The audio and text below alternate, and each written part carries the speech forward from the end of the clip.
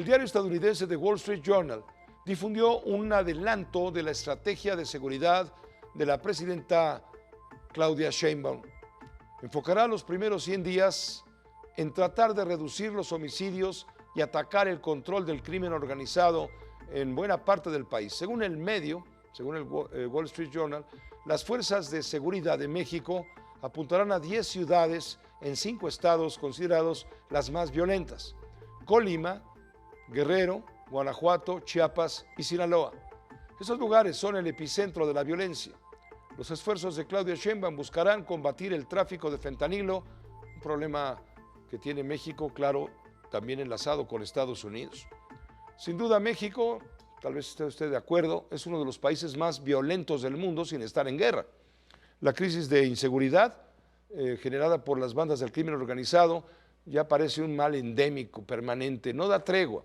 La guerra del cártel de Sinaloa en Culiacán, por ejemplo, el repunte de asesinatos en Guanajuato la semana pasada, por citarle 2 ejemplos del momento, están recibiendo a la presidenta Sheinbaum, quien mañana presenta, le digo, este plan de seguridad en el cual seguramente comprometerá esfuerzos para elevar la capacidad de investigación y también de inteligencia, tomando en cuenta que las Fuerzas Armadas se han convertido pues, en la única corporación policial de la Federación, a pesar de la oposición política y de los colectivos activistas. Es un buen tema y acepta conversarlo con usted y con nosotros el maestro Jesús Silva Herzog Márquez, profesor de la Escuela de Gobierno del TEC de Monterrey. Jesús, bienvenido, ¿cómo estás? Buenas noches. Hola Pepe, bienvenido. buenas noches. Pues, ¿cómo ves? Pues muy importante que apenas al cumplir una semana en el cargo, la presidenta Claudia Sheinbaum presente su proyecto de seguridad.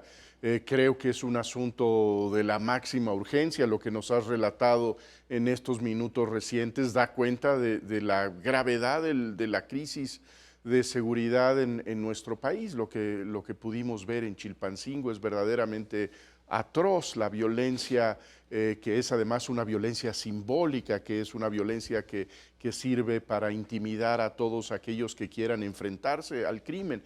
Entonces creo que habrá que esperar a lo que dice la presidenta Sheinbaum el día de mañana. Percibo de los especialistas en el tema, en personas como Eduardo Guerrero, un cierto optimismo en una estrategia que puede tener el foco para concentrarse en aquellas ciudades, en aquellos estados que están generando la mayor incidencia delictiva, y sobre todo está puesta a la coordinación con la cabeza de Omar García Harfuch, que podría ser el gran zar de la política contra el crimen.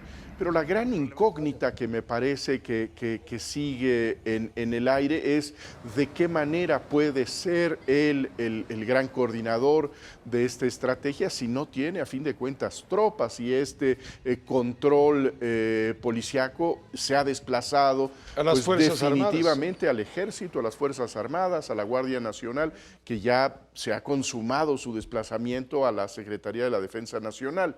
Entonces, bueno, habrá que verlo con los ojos abiertos y creo que de esto depende buena parte del futuro, pues no solamente del gobierno de Claudia Sheinbaum, sino el futuro del país. Han ocurrido ya 3 sexenios. Hablo del de Felipe Calderón, sí, que fue el que detonó el combate con el uso del ejército para enfrentar al crimen organizado. Él fue el que, como decía López Obrador en su momento, el que le pegó un golpe al avispero. Al avispero. ¿No? Luego vino el gobierno de Enrique Peña Nieto. Sí. Y vino el gobierno de Andrés Manuel López Obrador. Y si analizas en 18 años, la situación va cada vez peor. ¿Cuáles son las posibilidades que puede tener Claudia Sheinbaum en este momento, cuando ya llegó esto al límite de casi 200,000 muertos en un sexenio? A mí lo que me parece pues preocupante es que hasta el momento, en el planteamiento que hacía Claudia Sheinbaum como candidata, incluso como presidenta electa, lo que escuchábamos de ella era pues básicamente la persistencia en la estrategia del presidente López Obrador. Abrazos, no balazos. Pues creo que esa fórmula la abandonó. esa frase ya no estuvo, por ejemplo, en los eventos del 1 de octubre. Creo que tiene un enfoque distinto y su apuesta tiene que ver, a mi juicio, con la coordinación. Hay resultados en la Ciudad de México que algunos señalan que son pues una señal alentadora de lo que pudiera suceder en el resto de la República. Pero la gravedad del problema es verdaderamente dramática, porque sí ha perdido el Estado mexicano el control de porciones muy amplias de nuestro territorio. Hay quien advierte que una tercera parte del espacio mexicano está ya controlado por los criminales. Lo que nos cuentas en minutos recientes, pues da cuenta de cómo quien controla estas regiones del país. ¿Cómo la reciben? Así es. Pues es una señal. Es una bienvenida sangrienta la de los criminales, efectivamente. Ciertamente, Omar García Harfuch, cuando estuvo al frente de la Secretaría de Seguridad de la Ciudad de México, logró avances. Sí. Él presumía mucho, bueno, no presumía, pero hablaba mucho del uso de la inteligencia, de penetrar los cárteles, de estudiarlos de frente, en fin, y poder evitar que se expandan y al contrario combatirlos. Y sí tuvo una buena acción. Hay que ver si este ejercicio en la metrópoli nacional se puede llevar a todo el territorio.